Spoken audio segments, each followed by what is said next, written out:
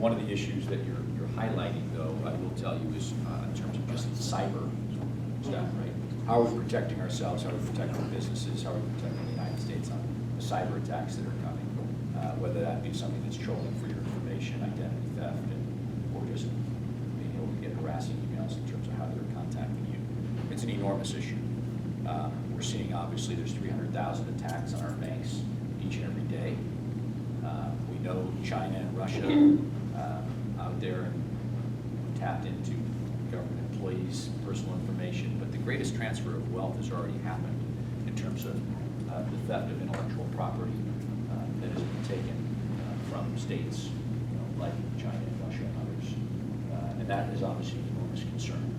The NSA, the CIA, the FBI view all networks as either hacked or soon to be hacked. So that's something that, again, is pretty alarming and one that we have to be vigilant about. Yes? Just on the international scene, my own concern as a Navy mom, for lack of a better term, all my kids went through service. My concern is for the shrinking of our military, the safety of our country, because all of the things that we talk about as important won't be important if we lose this fight.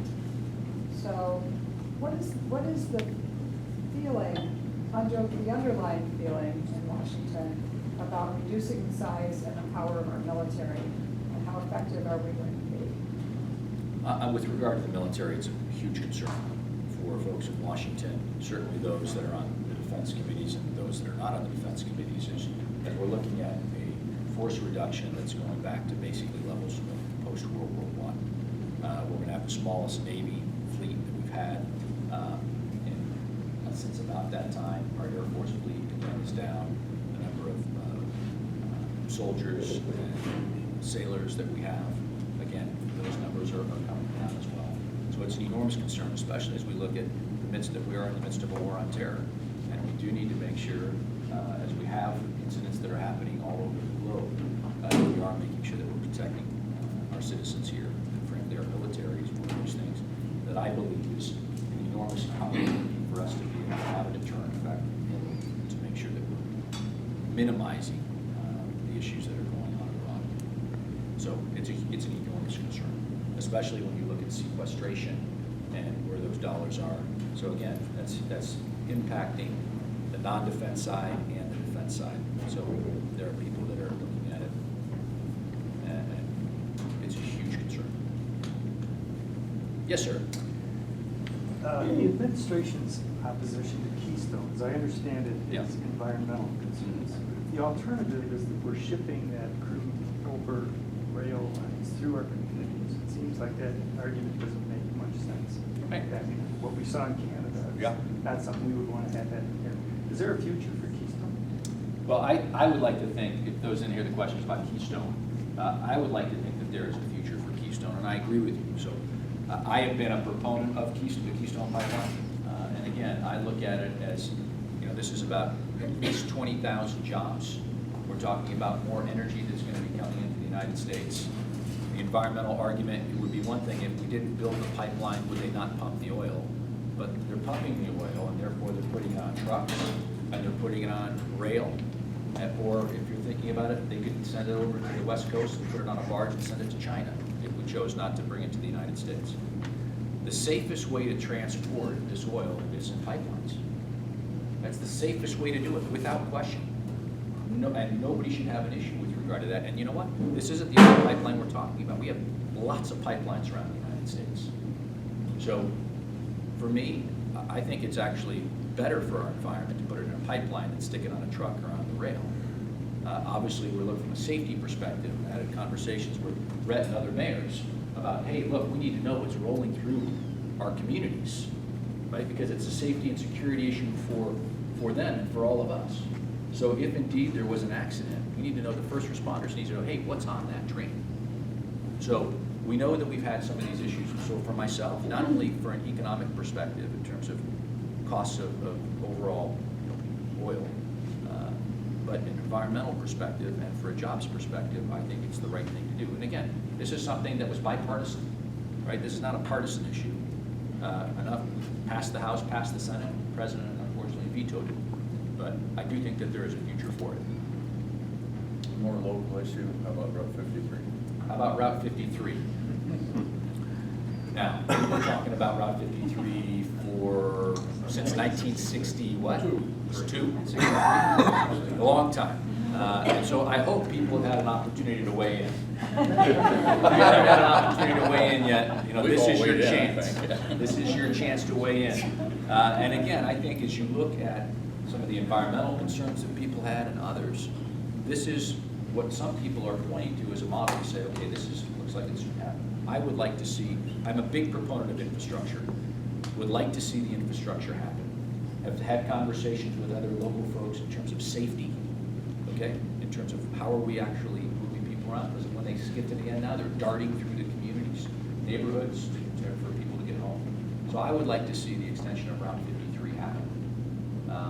And I recognize it becomes dollars and cents for a lot of things. And we have had instances where federal government has given dollars to Illinois for projects, and Illinois couldn't come up with the match, and so those dollars went back to the federal government. Would like to see us invest. That doesn't mean that we shouldn't also be looking at how do we expand 83 or do some of the other projects that people have. But ultimately, we want to make sure that one of our advantages, one of our competitive advantages, how do we get our raw materials in? How do we get our finished product out? How do we move people around? And if we're looking at how do we attract businesses to come to our area, one of our competitive advantages, including our access to top quality talent, including our excellent educational institutions, our research areas, our open lands, our wetlands, our natural resources, is our infrastructure. Entrepreneurs are saying, is this a spot where I want to come?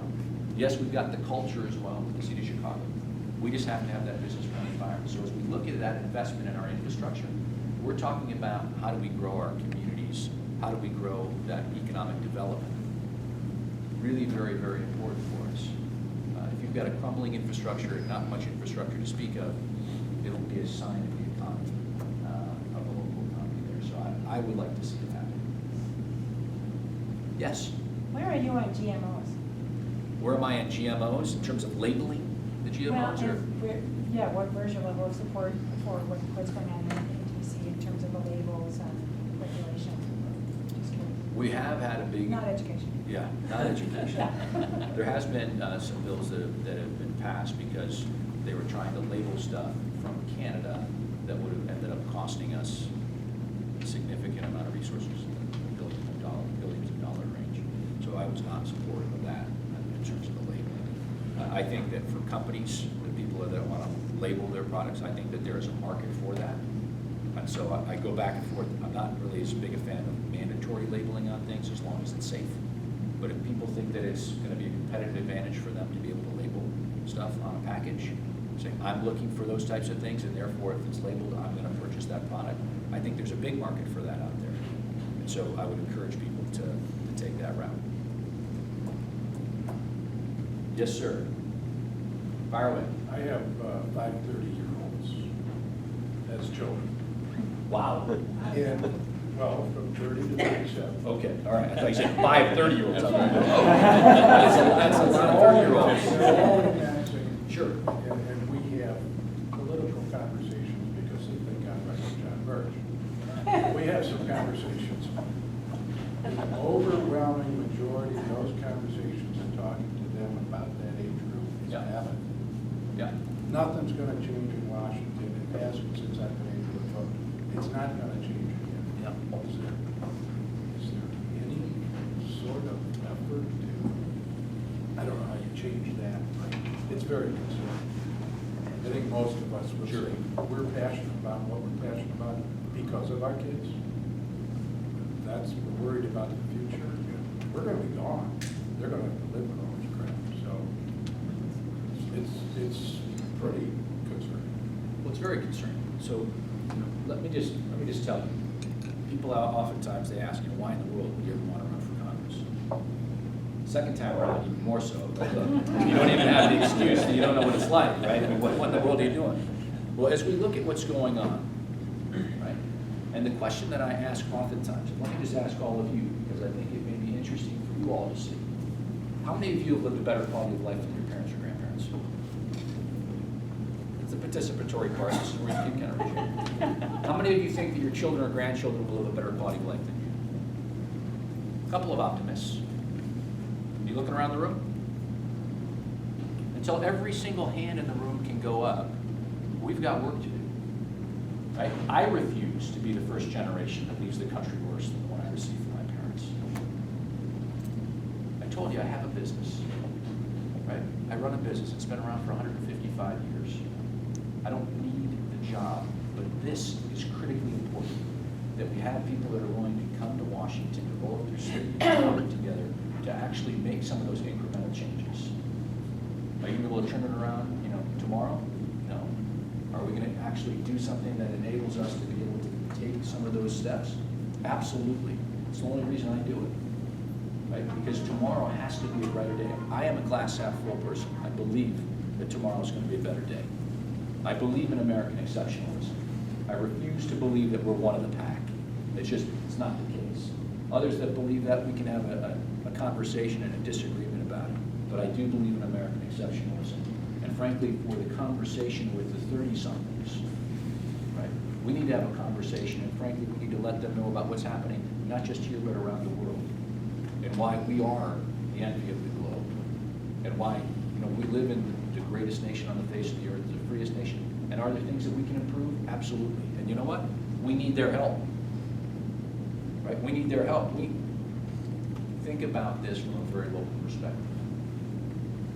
We as a community here in Grayslake, first, we band together and we try to solve the problems ourselves. We help our neighbors. We do those things, right? It's about us, right? When we start thinking about Washington, we start thinking about them. No, it's still us. We just have a bigger boat, right? We start with the Grayslake boat, then we go to the Illinois boat, then we go to the nation boat, right? We need to have all of us pulling, in the same direction to try to help us out. It's not going to happen overnight. So there is that apathy that's out there, and it's one that we need to address. Because we need to show them some success going forward, that we are interested in making the change as opposed to the status quo, because the status quo is not going to be acceptable. And one of the things that we do know is that there are more millennials that are voting out there today than there are seniors. So what's going to be important to them? That's a huge shift in kind of what's going on. Yes, sir. You mentioned about the generational progress. The higher education, middle class can't afford college anymore. If my son tells me he wants to go to Stanford and he's going to come out with a couple $100,000 in student loans, I'm going to say that's probably not a good investment. You might be a waiter to tap and pay your student loan back and not get into your career. So, when you said, do you think your kids are going to have a better quality of life than you? I'm struggling to lift my hand because higher education is so hard for the middle class. If I could tag on to that, I went to a graduation of engineering at bachelor's level at U of I and PhD level at Georgia Tech. 75% of the graduating classes were kids from other countries. I don't even know what the comment is, except that it really struck me. And they pay cash for it. Yeah. We tell them we got to pay out. But they also Yeah. come here for that, because we have the best universities. Because we have the best So those universities. are higher class families that come from, money backgrounds, and these are the universities they choose. I'm not a family. They don't. They leave and they don't contribute Indeed to our not, society. indeed not, but right? that's a, And we Yeah, don't- it just was striking. And you know what I think? Okay. I'm sure there's Sorry. been controversy before. I think this is actually the next bubble, right? Because as Bill said, a lot of middle class families will have trouble affording college. Yeah. But we have a lot of colleges, a lot of staff in those colleges, and I think they're gonna reach a point where they have to dramatically reduce their costs in order to get students, because you're not gonna pay the bills. And then they're gonna have to lay people off, right? And I don't know if you're hearing anything else about it, but I look at the horizon. My house lost about 30% of its value over the last 10 years, which that's one mechanism some people would use. They Yeah. would take out some type of second mortgage on their children's college.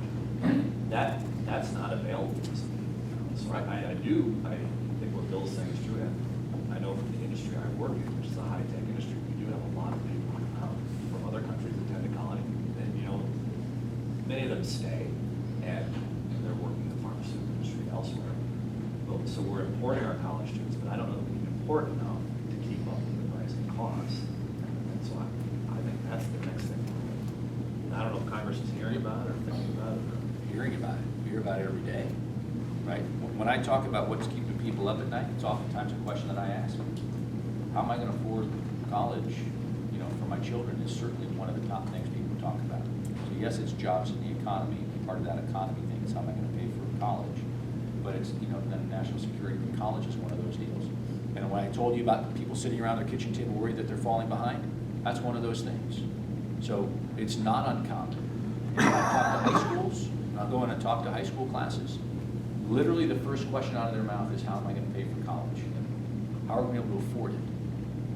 When we saw cost of living at zero, the interest rates near low, and yet we had colleges increasing at 7% a year, I mean, there's no question. There are people that would be, of an age that would be in this room when they went to the University of Illinois, they paid, under $500 a semester. Okay? Today, I mean, we're looking at, $30,000+ a year over at the University of Illinois. So that's a state school, that's the one that we're subsidizing. So let me just simply say, when it comes to the education bill, and I agree with you wholeheartedly, I struggle on this whole thing. We need to be focused on how do we make college more affordable. And I do believe, as Rhett said, that this is the next bubble that's out there as we look at the amount of student loan debt and others, because it's not uncommon to have someone graduate from a 4-year school and have, in essence, a mortgage without a home to go home to. And so what are the jobs that they're going to take? So as I look at a couple of things, I would say, first of all, to your point, yes, we are having the people from all over the world, the best and the brightest from all over the globe, come to the United States to get educated. One of the things that I really am opposed to is the fact that as soon as they graduate with some of those higher degrees, we end up kicking them out to go compete against us, which to me makes no sense. What we should be saying is, please stay. Help create the next new patent, help innovate this next new product, help create American jobs. Because we know, just in all statistics, those individuals that are doing those types of things do create American jobs, and that's exactly what we ought to be looking at. In terms of how we can try to make it more affordable, we do need to start thinking outside of the box. Governor Daniels, Mitch Daniels, who's now the president at Purdue, he went to the different colleges around Purdue and said, can any of you do a 3-year degree? Well, no. 2 of the colleges said, we'll do a 2-year degree or a 3-year degree. There was a sweetener. He said, look, if you do a 3-year degree, I'll give you $1 million for their college. Right? And they went, right? They did a 3-year degree. That's 25% that they're cutting right off the bat. Also, we know that we need to be making sure that we're utilizing the College of Lake County, Harper College, Oakton Community College, right? So, and again, they are saying we want to make sure that this is a springboard to go on to either University of Illinois or some other places. And they do have programs where they are willing to give you a scholarship for high school students that are doing the right thing. They'll give you a scholarship for the first 2 years at the community college, and if you're making a B+ average, they're automatically enrolling you in an engineering program at the University of Illinois. So we have to start thinking outside of the box. And frankly, I think a lot of these universities, as I look at a number of the universities that are out there and the amount of grants and aid that they provide, I mean, I look at my own alma mater, 2/3 of every student that goes gets some form of aid or grant right off the top that they don't have to pay back. And to me, you want to say, well, shouldn't we just be lowering the cost? But it's this whole idea of keeping up with your peers that they don't want to see be seen as falling behind. So it's a big problem. Yes. Creative thing we're working on, and we will get there, we're not there yet, is a partnership with CLC, whereby every graduating student from Grayslake High School will also have the opportunity to graduate with an associate's degree. And that's a pilot we're working on quietly. We're not there yet, but we have the capacity for it. It's not quiet anymore. It's not that quiet, actually, because now we've added more high schools to the mix. So we're meeting again next Wednesday. Because my passion is we should be able to do that. The state of Washington already offers that. We should offer that too. We want to start small, then go to Lake County, and then offer it to the state. And I've talked to a couple of state folks as well on this. No reason we shouldn't be doing this. So anything you can do to help us fight those fires, we have. Listen, we're happy to help. Yeah. It's the right idea. How are we doing on time? We okay? Yes, sir. Healthcare. Healthcare costs, business owners are getting killed by accelerating, rapidly increasing healthcare Yeah. insurance costs. No end in sight. Is there anything new going on at the federal level to help stem that tide? Because it's, I'm sure just about every business owner in here would, maybe something else. Well, the interesting thing is, we're gonna see, I think, more small business owners start to understand, because the employer mandate hasn't even been rolled out yet. And so, when I'm listening and talking to individuals, premiums have gone up significantly. Deductibles are the big one that not only the hospitals and the physicians are concerned about, because it's not going to the pediatrician for a $20 copay. Oftentimes, they have deductibles of, family of four of $12,000. And so, for a lot of folks, that's like catastrophic coverage, because you look at, you take them, once you take 12,000 plus the premiums on top of it, you're talking about significant amounts of healthcare. One of the things I can tell you in terms of thinking outside of the box on some healthcare stuff, I've been a big proponent and a co-sponsor of legislation called 21st Century Cures.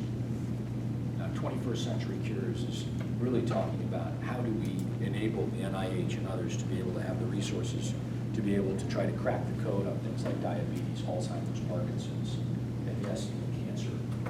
And so it is a big chunk of change, about $8.75 billion that would be given to the National Institutes of Health over the next 5 years to be able to say, we want you to focus on how do you cure some of these diseases. We spend $330 billion each and every year on diabetes treatments alone.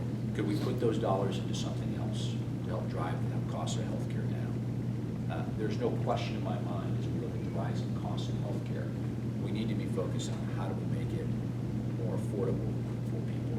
Because right now, we have a lot of people that are throwing up their arms saying, this is important.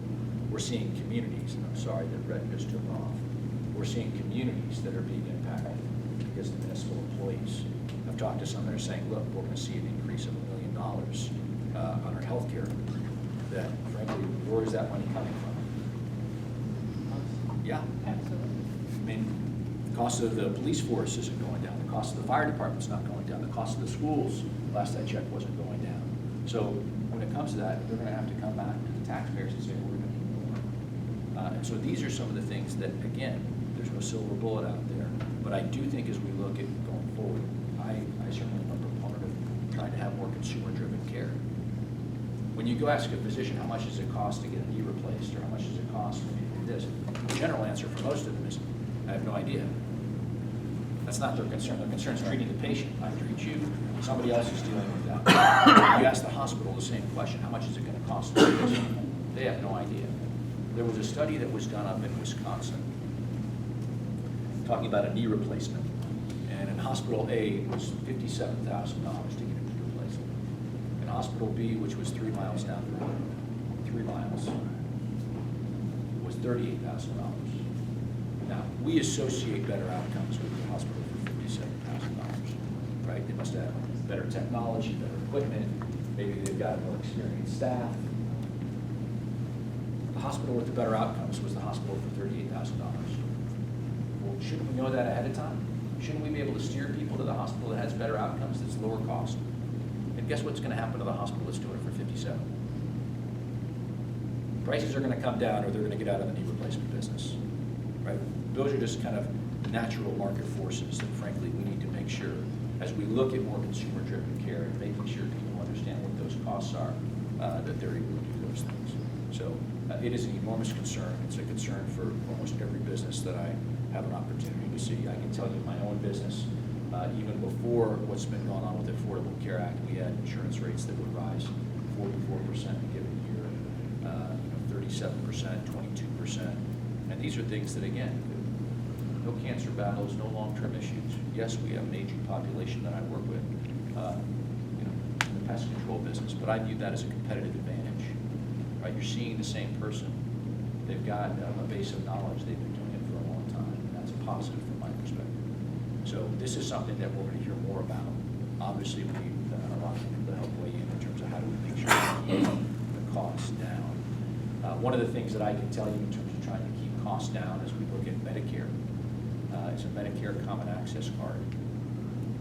Right now, if you look at a Medicare card, has anybody seen a Medicare card? What do you notice about it? For my mom. It's about as, you know, it's about like a business card almost. I mean, it's just a piece of cardboard. I mean, not really flimsy type stuff. But it's got your social security number right on the front, right? And we're talking about identity theft and everything else. There is a way to be able to put a biometric, a thumbprint, or something else like that that identifies the card you, so that you know that it's you that's actually getting the service. That when they want to bill out the oxygen tank or the wheelchair or the walker, that it's actually just you that is getting it, as opposed to them saying, you know, there's 4 or 5 of them and they're out there, right? So that is one of the things that frankly we can do. People say, well, how in the world would you ever be able to do it? We're already doing it. We're doing it at the Department of Defense. You know what's also interesting? The company that does it for them is a 10th District company, Secret Technologies. You know, there is a cost. I think the cost that we basically looked at was about $19 a card. But you know what? We would save huge amounts in waste and fraud, just on that alone. So as we look again at how we are starting to bend cost curves down, we have to start thinking creatively, and frankly, we have to start bringing more people in to say, how do we actually do this? But it is not an easy issue, and one that is going to impact every single one of us. Last question, yes, sir. Oh, great. Go against the grain, which kind of is my thing, I guess, but higher education is not for everyone. This Yes, all sir. kind of ties in. We've got healthcare costs, we've got higher education, we've got small business loans. Entrepreneurship is, Huge. I've got 2 months of college under me, I've got 13 people that work for me. Yeah. The SBA was phenomenal, so what type of grants and such, you know, can you keep helping the SBA and, you know, what's available? Well, I think there's a couple of things that I will say. College isn't for everybody. And you go back to what I said initially about, I view my goal as being able to enable people to reach their full potential. That doesn't mean everybody goes to college or everybody gets a PhD. That means somebody might say, you know what, I love to work with my hands. I'm a carpenter. You know, heck, I'm a skilled welder. Right? Those are great, high-paying jobs. So the question is, how do we enable them to either go through tech campuses or apprenticeships or those types of things, or again, they're able to reach their full potential, because it's not for everybody. And you know, that's again, it's trying to say we need to fit you in a nice, neat little box. Not everybody fits in that nice, neat little box. What your definition of the box should be is different for everybody. So how we're able to make sure we're enabling people to reach their full potential, whether they're able to get those skills, whether it be through an apprenticeship program, whether it be through our high schools, right? One of the things that, again, I'll go back to Laz Lopez and his transformation. He has certificate programs over at Wheeling High School. So pre-nursing care, architectural design, graphic design, all of those types of things to give students a leg up when they graduate high school to be able to take that out and say, I'd like to get a job, I've been getting a certificate in this different field. Or say, you know what, I really enjoyed that. I'm going to go to college and I want to focus more on those types of things. And so from my perspective, it's empowering. But the other thing that he did is he went to the community. He said, I hear from you all that you can't find people qualified to take the jobs that you've got available today. Well, guess what? I need that piece of equipment that you've got on your shop floor. Right? That tool and die casting machine, I need it in the high school. So if you've got one that you're not necessarily utilizing full time, I need it. And guess what? You got it. Didn't wait for the grant, right? Didn't go to the state or to the federal government and say, I need a grant to get this thing. He said, we're a partnership here. I'm producing students and people skilled to take jobs. You need them. I need your help. It's exactly what ended up happening. And it's a success story. I bring a lot of folks by Wheeling High School or some of the other schools that we go and visit. We spend a lot of time out talking to schools about what they're doing, because I think one of the advantages that I have is I talk to a lot of people all the time, and trying to put them in touch with people that they may be interested in doing something new that we saw somewhere else, and they might take just pieces of it. And the long and the short of it is, together we're going to be able to move things forward, and somebody else may have already gone through those trials and tribulations and mistakes, and we want to make sure to minimize the amount of mistakes and the time, effort, and energy you take in order to do what you want to do. So, listen, I want to thank you for giving me an opportunity to come today. Please know we're here all the time. Your district office, we've got one in Lincolnshire, we've got one in Round Lake. So please feel free to pick up the phone and call us. Your office in Washington is 212 Cannon. I'm sorry, 221 Cannon. The old one was 212. Not good for the dyslexic folks. And just pick up the phone and call. If you're in Washington, D.C., we'd love to take you around. Consider this an open invitation to invite all of you to Washington. So thanks again for giving me the opportunity to talk to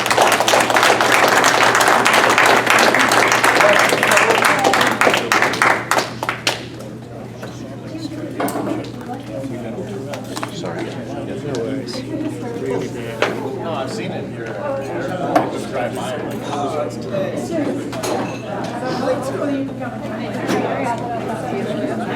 Thank you very much.